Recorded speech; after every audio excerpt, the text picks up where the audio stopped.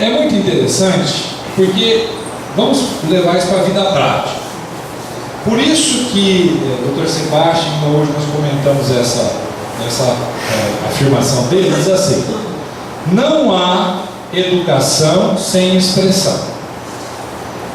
Por isso que os processos mediúnicos, né, dentro da doutrina espírita, não na doutrina espírita, dentro do movimento espírita, são muito emperrados.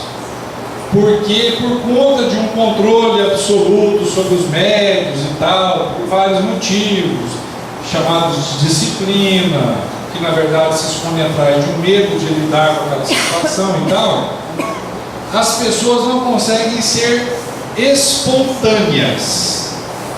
Como é que um sujeito consegue lidar com essa mediunidade, com a expansibilidade dessa mediunidade sem espontaneidade?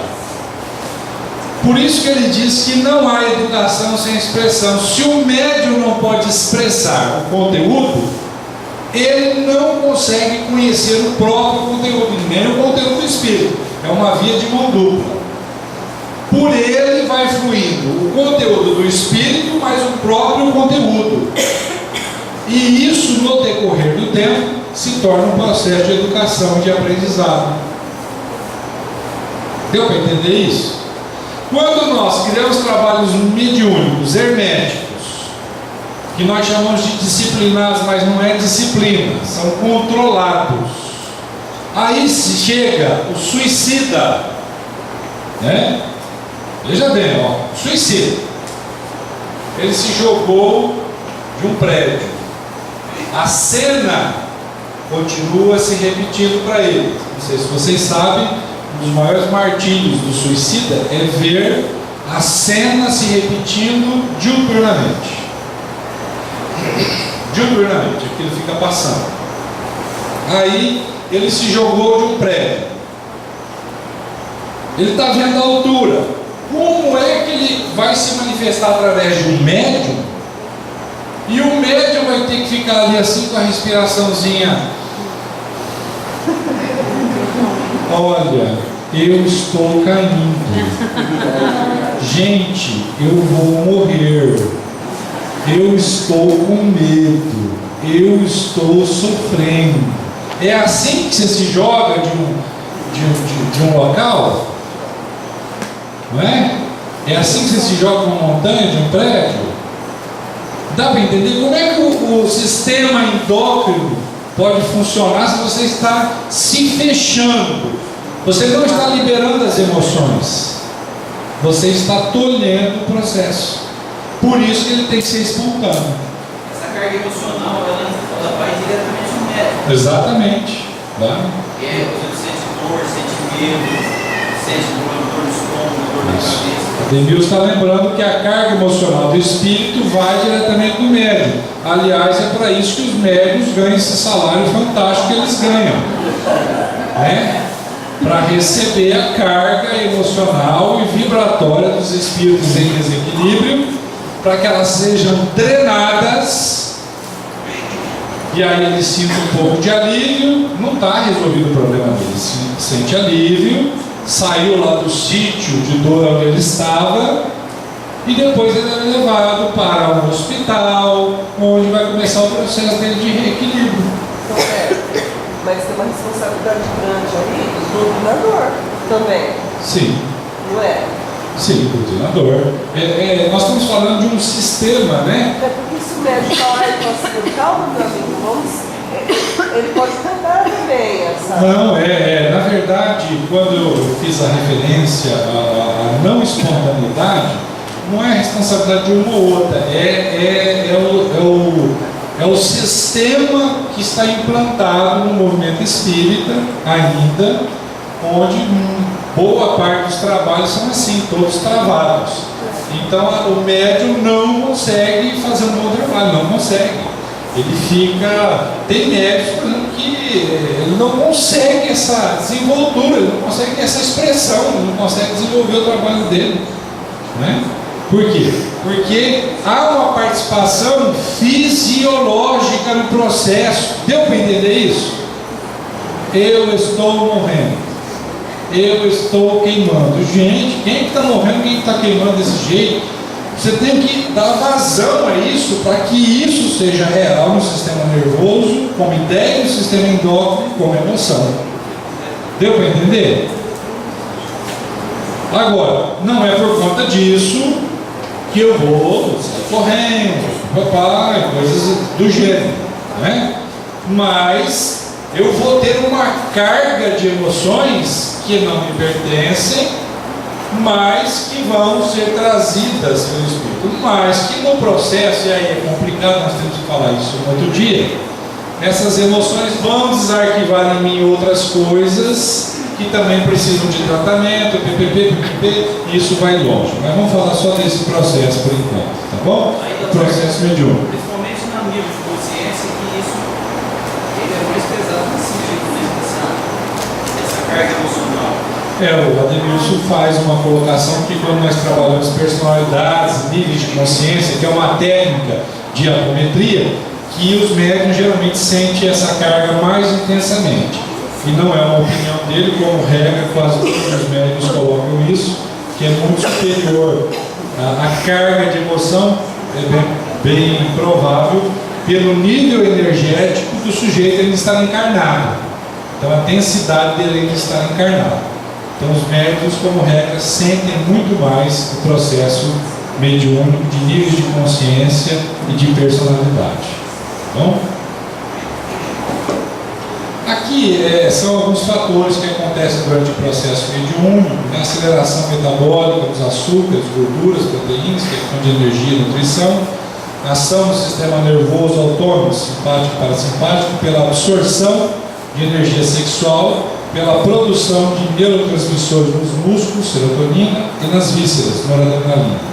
Ação do nervo vago na pressão sanguínea e no metabolismo, inclusive na absorção da água e dos sais minerais.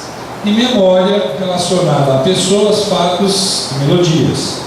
Ação no hipocampo, memória relacionada a línguas, ação no hipocampo e no córtex entorrinal e memória instintiva, ação no cerebro. São fatores fisiológicos que acontecem durante o processo. Aí nós recebemos um texto do amigo, chama Perispírito e a Saúde. Eu achei muito interessante reproduzir para que a gente pudesse ver a importância de estudarmos o segundo fator do psi, que é o perispírito, que é o corpo psicológico, para a nossa saúde. Então vamos lá.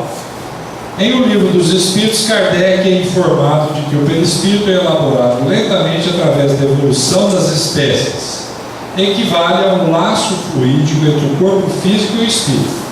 Este corpo sutil, também denominado de psicossoma, por isso que é psi, né? Psicossoma, pelo autor espiritual André Luiz, responderia pela coesão molecular, pela manutenção da forma, tanto quanto pela continuidade das funções vitais. Então, há 3 funções que ele assinala para o momento: coesão molecular, manutenção da forma e continuidade das funções vitais, contando para isso com o concurso do fluido vital, que ao mesmo tempo impregnaria a matéria organizada, desde que o óvulo é fecundado e o próprio perispírito. O fluido vital, gente, para vocês ficarem ligados na ideia, imagine assim, ó, o nosso corpo é um carro. O espírito, o seu conjunto, espírito e perispírito, é o motorista do carro. O fluido vital é o combustível. Não adianta você ter um carro, não adianta você ser motorista sem combustível. O carro não anda. Então, quando alguém perguntar para você assim: o que é que te dá vida? A maioria responderia: o espírito. Não é o espírito. É o fluido vital. É o que te dá vida. fisiológica. O que te dá vida orgânica, fisiológica, é o fluido vital. Porém, o que te dá, aliás, não é o que te dá. Você, inteligência, é espírito. Tire o espírito do corpo e ele ainda pode ter fluido vital. Tanto que os espíritos ignorantes, vampirizadores, quando o sujeito morre, ainda resta um pouco desse fluido vital, eles ficam loucos, querendo sugar o fluido vital. Então os corpos são protegidos por entidades chamadas de guardiães, para que os vampirizadores do astral não vá roubar o fluido vital. Eles querem roubar o fluido vital. E esse fluido vital, essa energia é roubada também durante a vida, na nossa relação de vigília, em várias situações diferentes, onde se preserve vícios e outras situações não éticas, né? Então há roubo de fluido vital, há um mercado negro de fluido vital, literalmente, viu? Então o fluido vital é o que dá vida orgânica, fisiológica a todos nós. Não é o espírito. O espírito, ele é a inteligência. Ele nos dá a inteligência. Ok? Bom, ao interagir com o fluido vital, assimilando-o, juntando-o aos seus próprios campos energéticos, os quais, segundo o físico George Morinet, na obra Só Deus o Sabe, inclui todas as ondas prânicas e ondas de coesão, que o mantém estruturado sob o impulso da mente. Sua dinâmica de interação varia em função da maior ou menor complexidade dos órgãos e sistemas com que interfaceia, destacando-se os sistemas nervoso e circulatório, segundo a obra Fisiologia Tridimensional do Dr. Décio e Júnior. Então aí ele fala do fluido vital e os campos energéticos, né? Então, gente, não tem, é didático isso, a gente separar o carro, o condutor, o combustível, né? Mas quando nós nos analisamos por inteiro, nós somos um misto de interdependência. Então é óbvio que não tem como, por exemplo, se o sujeito está bem que eu digo assim, se o seu corpo físico, hipoteticamente, os órgãos, tudo estivesse bem, se ele espiritualmente e hipoteticamente estivesse bem, e de alguma maneira, se ele roubasse o fluido vital, não está bem. Pronto, acabou o sujeito. Vai começar a adoecer os órgãos a partir daí, espiritualmente ele vai ter problemas, né? Vai faltar o que? Energia, né? Vai ter perda de energia. Então há uma interação entre as situações necessárias para a manutenção do nosso processo biológico enquanto encarnados.